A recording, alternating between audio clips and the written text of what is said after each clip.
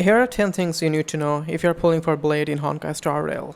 Number 1. Blade is a tank DPS hybrid. I remember a lot of players who are complaining about how Blade is going to turn out to be a terrible unit because its damage isn't that impressive for a 5-star. I've already talked about this one and going to do so again. He doesn't need to be your only or your main DPS unit in the team. He's the only unit in the game whose damage scales with his maximum HP. Well, mostly. Therefore, you just need to make him as tanky as possible. The tankier he gets, the more damage he'll deal. Also, his skill enhances his basic attack for 3 turns, making him a skill point positive unit. Therefore, unlike running units like Sela and JINGLIU in the same team, running Blade as a secondary DPS doesn't eat up your skill points. Number 2. He doesn't need to be at low health to deal high amount of damage. I'm not quite sure how some players picked up on this idea that Blade deals more damage the lower his HP gets, which isn't the case.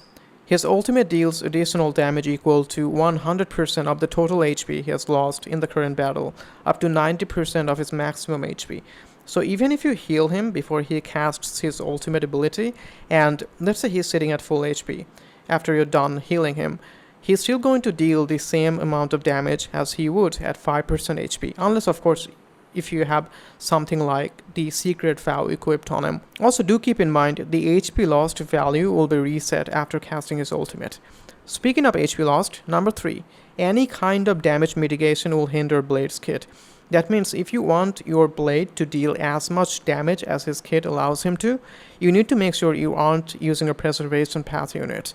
So units like March 7th, Jeopard, and Fuzuan, who will be coming out in version 1.3, I believe, they should never be put in the same team as Blade, as it will lower the amount of damage taken by Blade from the enemy attacks, and will also make it harder to build up stacks for his follow-up attack, as Seals have their own HP, making the unit completely ignore any incoming damage. As all his abilities drain his HP, he can still do those things, but it will take significantly longer. So in short, don't use a preservation path unit with Blade, and given how tanky he'll be, I doubt you will even need one for him. Number 4, Blade doesn't have a taunt, which makes it pretty hard to fully utilize his kit. If you're thinking that, well, he's a destruction path character, so he will draw the enemy aggro most of the time, right? Well, it's only a 35% chance of enemies attacking him over the other units. Now, if you could use March 7th, you could get enemies to hit him more often, but we already talked about this one. Blade works pretty much like Clara. The more they get hit, the better they perform. Surely Blade is the superior masochist here, as unlike Clara, who doesn't need to lose her HP and works perfectly fine with a shield on, Blade likes to lose his HP as well, but Clara's ultimate massively boosts her aggro, so enemy will attack her most of the time, but Blade, he doesn't have anything similar. A few of you suggested putting him next to Clara so that when Clara gets hit by the enemy's AoE attacks, Blade will take damage too. Even though I'm not a big fan of that, right now that's the best option we have. I wish they made it so Hellscape would also increase his base aggro, but for now, I'm looking forward to LYNX, who's supposed to be the best support for Blade. Number 5, units like Tingyuan and Yukong will not be as good as they are with the other DPS units. Both of them increase their allies' attack, and when you are building Blade, HP should be the most important stat, and you should only try to get attack as substats. So without their ultimate, they are kinda terrible to use as supports for Blade. Bronya, on the other hand, will be much better and arguably the best damage buffer for Blade.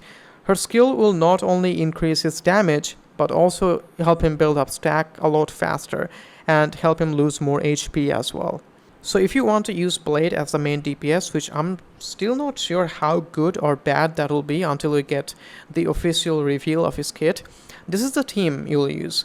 Blade with Bronya, then Locha or Natasha, and then Pela with Pearls of Sweat, preferably at S5. Number 6, LIGHTCONES. I got a lot of comments on my previous Blade videos from people asking whether this LIGHTCONE will work on him or not, or why I think this particular LC is bad on Blade. So I'll just briefly go over every one of them. Given the nature of Blade's kit, most of the destruction path LIGHTCONES currently available in the game are mediocre at best. So if you want to make your Blade not suck, I would 100% suggest you to pull for his signature LC. The fall of an Eon is terrible on Blade, as his damage scaling with attack isn't much. So any LCs that focus mainly on increasing the wearer's attack is gonna be terrible if you plan on using them on Blade. So all these are pretty much useless. Now about the Clara's signature LC, would I suggest it for Blade? Absolutely not. Bonus attack, wouldn't want it.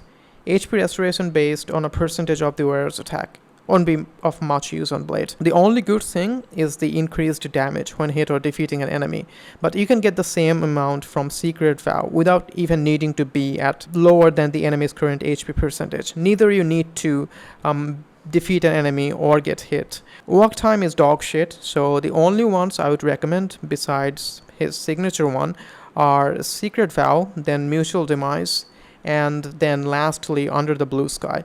Mutual Demise is my most favorite LC for Blade for a couple of reasons.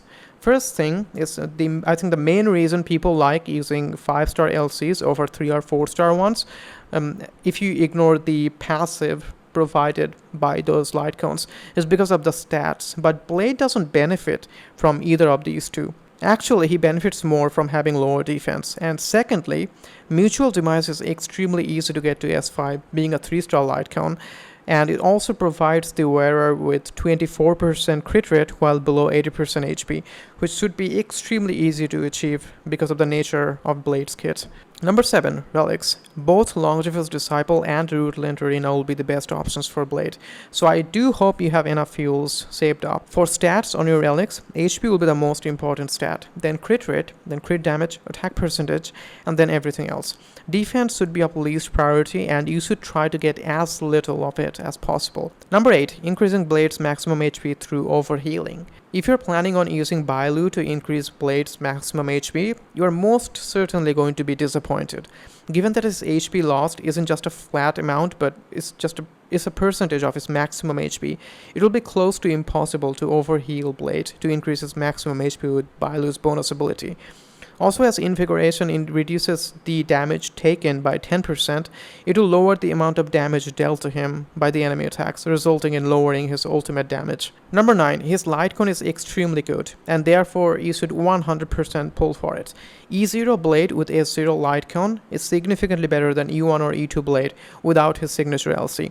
So if you're free to play and been saving up for Blade, be sure to grab at least one copy of his signature LC before you try to get extra Eidolon levels for him, if you do want to go there. Something I wouldn't suggest for those of you who are pulling for Kafka and her LC, as her light cone seems like to be a total disappointment to go for over her E1. Number 10, for those of you who are pulling for Blade and want him to perform even better in the future, the only 2 units you should be saving up for, especially if you're a free-to-play or low spender, are going to be LYNX and JINGLIU. If the leaks are true, LYNX will be the best support for him, as her skill has the same passive as March 7th Shield, but instead of providing a shield, she heals her allies, and JINGLIU drains, or she's supposed to drain, the HP of her allies to deal increased damage to the enemies. Because Blade's damage also scales with his HP lost, and he also gets a charge towards building up the stack requirement for his follow-up attack whenever he loses his HP, she would make Blade even better, but it's sure going to be a long time before they are added into the game.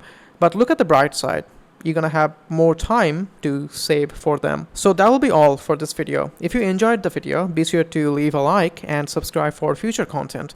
Wishing you all good luck on the Blade banner, and I'll see you in the next one. Stay awesome everyone, and I'm out. Peace!